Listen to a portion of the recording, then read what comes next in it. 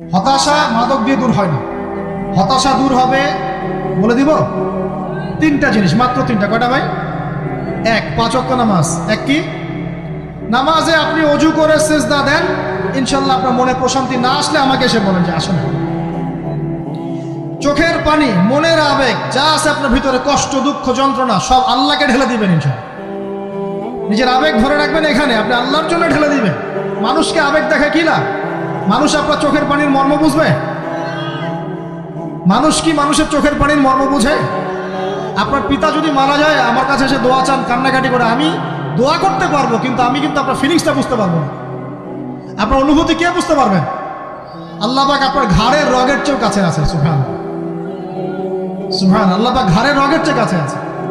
গতকালকে বাংলাদেশের একজন বরেণ্য আলেমের সাথে একটা কনফারেন্সে ছিলাম। উনি বলছিলেন যে এক ব্যক্তি, এটা শোনেন, এক ব্যক্তি খুব তার শখ যে তিনি সাহাবীদের মতো নামাজ পড়া শিখবেন। কথা বুঝতে পারছেন? সাহাবীদের মতো নামাজ শিখবেন। তো একজন বরেণ্য আলেমের কাছে এসেছেন, এসে বলছেন যে আমাকে সাহাবীদের মতো নামাজ শিখিয়ে দেন। তখন সেই আলেম আরেকজন আলেমের সন্ধান দিয়েছেন, যা তুমি তার কাছে যাও, তিনি শেখাবেন। তো সেই ব্যক্তি একটু অবাক হয়েছেন, কারণ যাকে প্রশ্ন করেছিলেন তিনি অনেক বড় মুহাদ্দিস, আর যার কাছে পাঠানো হচ্ছে তিনি অত বড় মুহাদ্দিস নন, কিন্তু আবেদ, আমল করেন। তাকে গিয়ে বলছেন উনি আমাকে পাঠিয়েছেন সাহাবীওয়ালা নামাজ শিখিয়ে দেন। তখন তিনি বলছেন ঠিক আছে, সুন্দর করে অজু করে আসো, সুন্দর করে অজু করে আসো। অজু করার সময় খালি খেয়াল রাখবা যে আমি অজু করছি শুধু আল্লাহর সন্তুষ্টির জন্য। কি খেয়াল রাখবেন? অজু করছি শুধু আল্লাহকে রাজি খুশি করার জন্য অজু করছে, আর কোনো উদ্দেশ্য নয় আমার।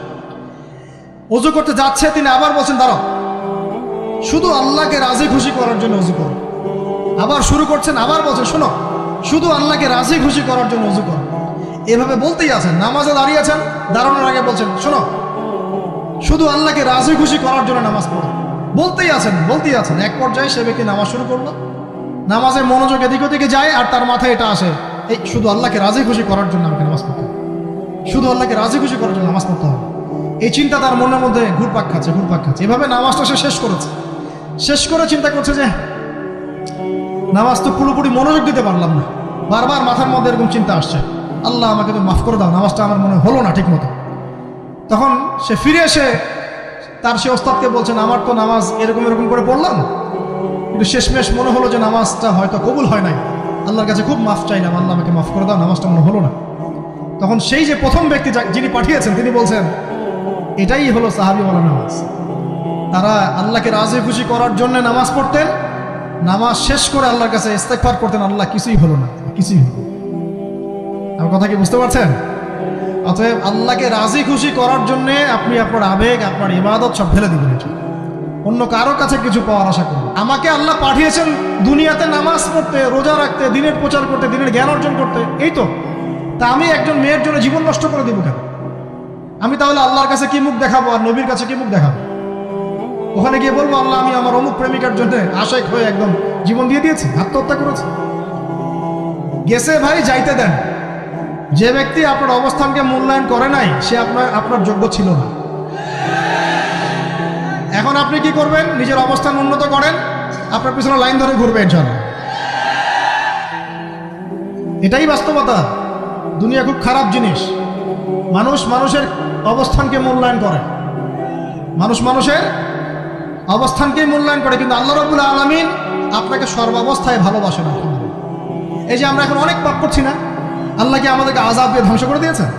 আল্লাহ পাক এখনো আমাদেরকে ভালোবাসেন, রহম করেন, আল্লাহ পাক অপেক্ষা করছেন কখন তওবা করবে, আমি তওবা কবুল করব। এই কখন আমার বান্দা খালি একবার বলে আস্তাগফিরুল্লাহ, আল্লাহ পাক সাথে সাথে মাফ করে দেবেন। আর সেই আল্লাহকে ভুলে আপনি কার পিছনে ছুটছেন? আমরা কিন্তু নিয়াত করতে পারি ভাই যে আমরা যারা ওয়াজ শুনলাম জীবনে কোনোদিন সিগারেটে হাত দিব না ইনশাআল্লাহ। রাজি আছি ভাই? অন্য বড় বড় জিনিস তো বহু দূরের কথা। আচ্ছা, অনেকে রাজি হয় নাই কেন? আপনারা কি অলরেডি আসক্ত? আমি অনেক ভাইকে দেখেছি মাশাআল্লাহ ইফতার খুলেই একদম বেনসন টানা শুরু করে।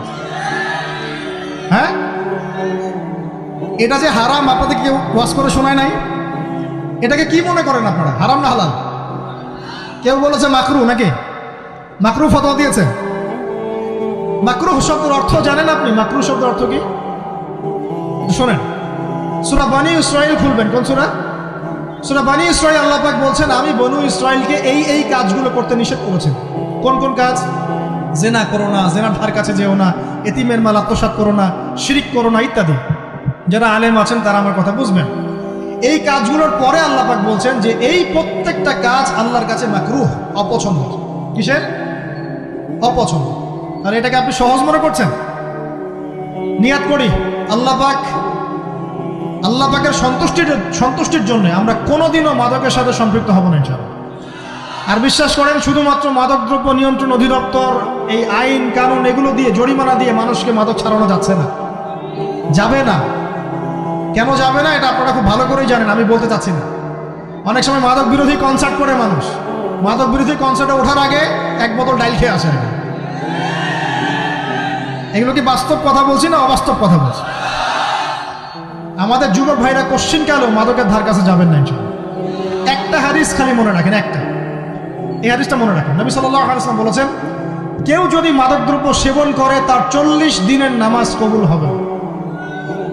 সিগারেট একটা খেয়েছি, 40 দিন নামাজ নাই। এরপর যদি সে তওবা করে আল্লাহ মাফ করে দিবে।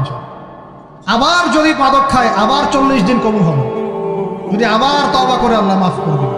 আবারও যদি খায় আবারও 40 দিন কবুল হবে না, আবারও তওবা করলে আল্লাহ আবার মাফ করে দিবে।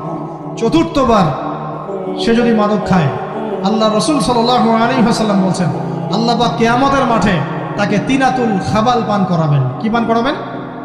তিনাতুল খাবাল। সাহাবীরা বললেন, ইয়া রাসূলুল্লাহ, এটা কি তিনাতুল খাবাল? কি? নবী সাল্লাল্লাহু আলাইহি ওয়াসাল্লাম বলছেন, এটা হচ্ছে জাহান্নামীদেরকে আযাব দেওয়ার পর তাদের রক্ত মাংসের যে পুঁজ বের হবে, এই যে ড্রিঙ্কস, জাহান্নামের হার্ড ড্রিঙ্কস, এই ড্রিঙ্কসের নাম হলো তিনাতুল খাবাল। আল্লাহ পাক আমাদের সবাইকে মাদক থেকে বাঁচিয়ে দেন। আমল হচ্ছে কোরআন তেলাওয়াত। যে ব্যক্তি কোরআন তেলাওয়াত করতে পারে নিয়মিত, তার মনের মধ্যে এই হতাশা, এই ভীরুতা, এই কাপুরুষতা কিচ্ছু আসবে না ইনশাআল্লাহ। আমি গ্যারান্টি দিচ্ছি আপনাকে, হতাশা আসবেই না আপনার মনে যদি আপনি কোরআন বুঝতে পারেন। কোরআনের একটা আয়াত নিয়ে কোনো সময় দেখা যায় 2-3 ঘন্টা সময় পার হয়ে যাচ্ছে, আয়াতটা ছেড়ে সামনে যেতে পারছি না।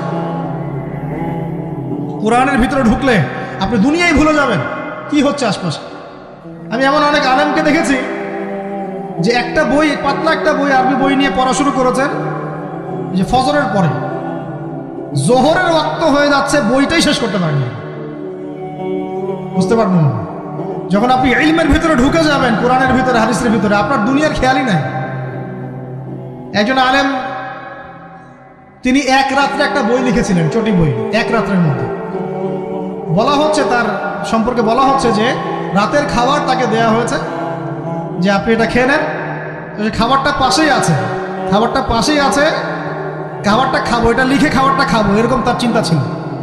ফজর হয়ে গেছে, বই লেখাও শেষ,